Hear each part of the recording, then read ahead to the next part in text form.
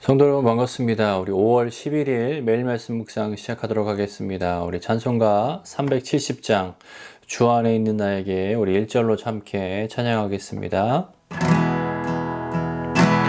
주 안에 있는 나에게 딴 근심이 있으랴 십자가 밑에 나가 내 짐을 풀었네. 주님을 찬송하면서 할렐루야 할렐루야. 내 앞길 멀고 엄해도 나 주님만 따라가리. 주님을 찬송하면서 주님을 찬송하면서 할렐루야 할렐루야. 내 앞길 멀고 엄해도 나 주님만 따라가리. 아멘. 오늘 함께 나눌 말씀은 출애굽기 15장 22절부터 27절까지 말씀입니다. 출애굽기 15장 22절부터 27절까지 말씀 우리 함께 보도록 하겠습니다. 모세가 홍해에서 이스라엘을 인도하며 그들이 나와서 수르 광야로 들어가서 거기서 사흘 길을 걸었으나 물을 얻지 못하고 마라에 이르렀더니 그곳 물이 써서 마시지 못하겠으므로 그 이름을 마라라 하였더라. 백성이 모세에게 원망하여 이르되 우리가 무엇을 마실까? 모세가 여호와께 부르짖었더니 여호와께서 그에게 한 나무를 가리키시니 그가 물에 던지니 물이 달게 되었더라. 거기서 여호와께서 그들을 위하여 법도와 율례를 정하시고 그들을 시험하실세. 너희가 너희 하나님 나 여호와의 말을 들어 순종하고 내가 보기에 의를 행하며 내 계명에 귀를 기울이며 내 모든 규례를 지키면 내가 애굽 사람에게 내린 모든 질병 중 하나도 너희에게 내리지 아니하리니 나는 너희를 치료하는 여호와임이라. 그들이 엘림에 이르니 거기에 물샘 12과 종려나무 70그루가 있는지라. 거기서 그들이 그 물 곁에 장막을 치니라. 무언가를 결단한 것이 3일을 가지 못한다라는 것이 사자성어 중에 작심삼일이라고 하죠. 그 사자성어가 잘 들어맞는 것이 출애굽기에 나오는 이스라엘 백성들이 아닌가 싶습니다.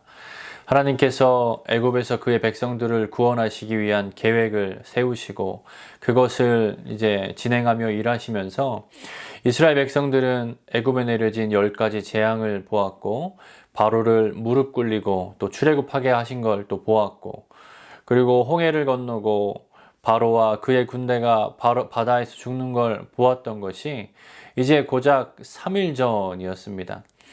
이 3일 전에 14장 마지막에 보면 홍해를 건너고 바로와 그의 군대가 그 바닷속에서 수장되는 것을 보면서 백성들이 모세와 하나님을 믿었다라고 말하죠. 그런데 그 후 불기둥과 구름기둥으로 인도하시는 하나님을 따라 광야를 행군할 때에 그들이 가지고 나왔던 물이 전부 다 떨어졌습니다.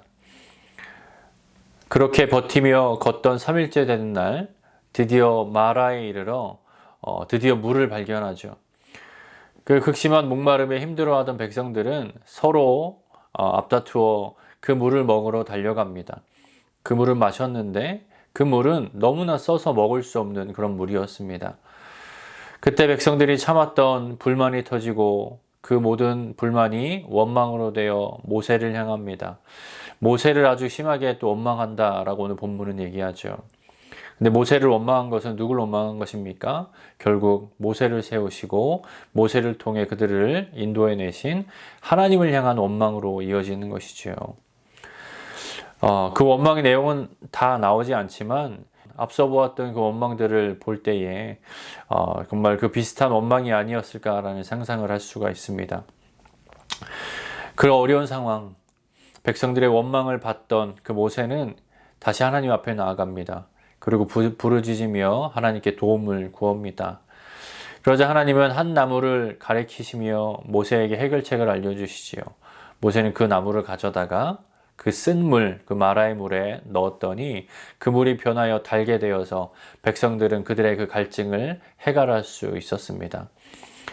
이 이야기를 보면서 우리는 쉽게 이런 생각을 합니다. 저들이 그 놀라운 하나님의 역사를 눈앞에서 목격하고서도 어떻게 저렇게 3일 만에 다시 모세를 원망할 수 있는가? 모세를 원망했다는 건 결국 하나님을 향한 것인데 어떻게 하나님을 믿는다라고 했는데 금방 저렇게 돌아서서 3일 만에 또 원망을 하는가라고 말입니다. 그런데 지금 광야의 사막 한가운데서 느끼는 그들의 목마름은 가볍게 생각할 상황이 아닙니다. 대략 200만 명이나 되는 많은 사람들이고 갓난아이들과 어린아이들 그리고 고령의 노인들까지 포함된 그 무리 가운데 이 마실 물이 떨어진 채로 3일을 사막을 걷는다는 것은 생명의 위협을 느끼는 너무나 힘들고 어려운 상황이었을 것입니다.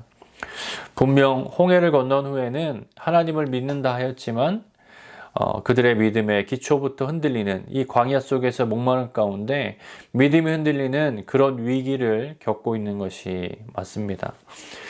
그렇다면 하나님은 왜 이스라엘 백성들이 이런 상황을 겪게 하셨을까요? 이러는 원망이 있기 전에 우리의 필요를 다 아시는 그 주님께서 충분히 미리 아시고 공급해 주실 수 있었는데 말입니다. 그건 오늘 본문에 나오는 하나님이 그들을 시험하셨다라는 것에서 알 수 있습니다. 오늘 본문에 나오는 시험이란 단어는요, 훈련시키시다, 경험하게 하다라는 뜻입니다. 하나님은 모세를 통해 출애굽을 계획하시고 또 그것을 시작하시면서 계속 목적을 두고 반복하셨던 것은 모세와 이스라엘 백성들이 여호와 하나님을 신뢰하고 순종하도록 훈련하시고 가르치신 것입니다. 처음 모세가 바로 앞에 나아가 하나님의 말씀을 전했을 때에 백성들이 더 안 좋은 상황으로 몰아붙여졌을 때도 후에 애굽에 내린 10가지 재앙들도 그리고 출애굽한 백성들이 막다른 골목으로 인도하셨다가 홍해를 갈라 건너게 하신 것도 하나님의 어찌 보면 더 어려운 상황 가운데 몰아넣어서 더 확실하게 하나님의 능력을 경험하게 하는 훈련이자 그들을 통한 가르침이었다라는 것이죠. 그래서 14장 마지막에 보면 결국 아까 보았듯이 이런 과정 후에 백성들은 하나님과 모세를 믿었더라라고 마무리가 되죠. 여러분, 백성들이 하나님을 믿은 것은 백성들이 노력을 해서도 또는 백성들이 특별히 무언가 믿음이 좋아서도 아니었습니다. 결국 하나님께서 그들을 믿게 하시려는 하나님의 노력하심과 하나님의 열심의 결과였던 것이죠. 창세기에 나오는 믿음의 조상으로 불리는 아브라함도 그렇습니다. 아브라함이 노력을 했고 그가 대단하여서 믿음의 조상이 된 것이 아니라 의심과 실수로 반복했던 아브라함의 인생을 하나님께서 훈련을 통하여서 설득하시고 반복하며 결국 믿음의 조상으로 세우신 하나님의 은혜였습니다.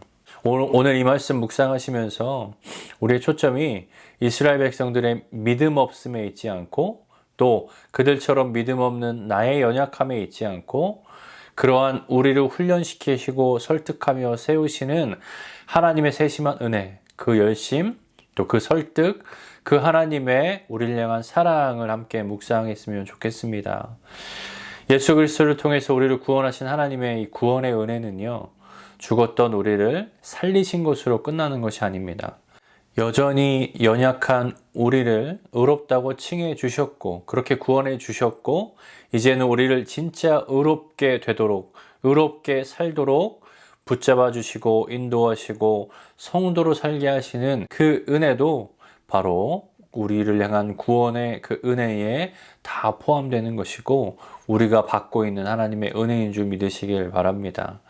그 하나님의 은혜를 기억하며 감사하며 오늘 하루도 주와 동행하며 주께서 우리 삶 가운데 우리를 붙잡아 주시고 인도하시고 이끌어 가시는 그 하나님의 그 손을 붙잡고 또 승리해 가며 오늘도 더 한 발짝 더 하나님의 그 세심한 노력 가운데 한 걸음 더 성숙해가는, 한 걸음 더 주님 안에서 주의 말씀대로 거룩해져가는 저와 여러분의 삶이 되기를 소망합니다. 기도하겠습니다. 사랑의 하나님 감사합니다. 우리 삶 가운데 끊임없이 우리를 인도하시고 세우시고 우리 가운데 역사하시고 우리 가운데 인도하신 하나님의 은혜에 감사를 드립니다.